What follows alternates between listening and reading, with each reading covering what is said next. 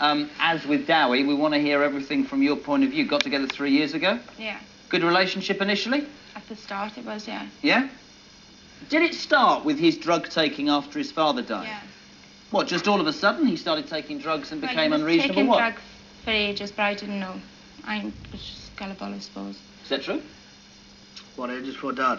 I was taking drugs on weekends, like, just have a puff with the boys, like, but then...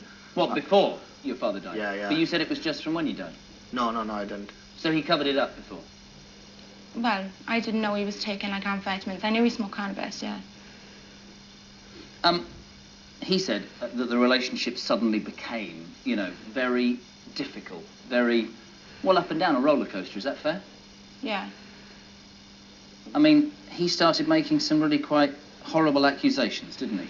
Yeah. What did he say? I didn't say that the baby is not yours. I said I wish she weren't. And I weren't even drunk when I said that. My father was there and your mother was there, and I didn't say that. Well, I heard what I heard, didn't I?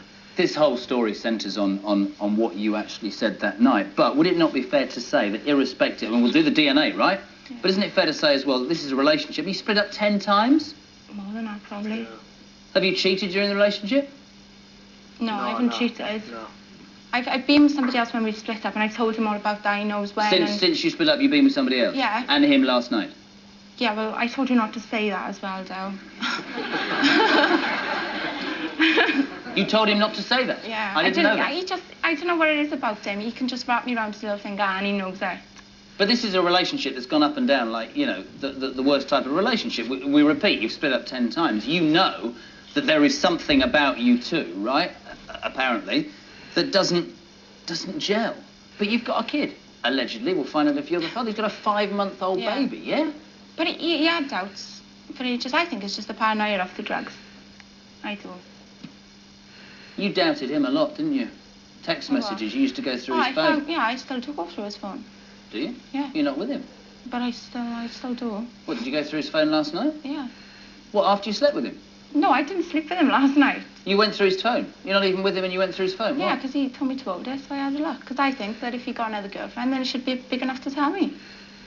Did you cheat during the relationship? No.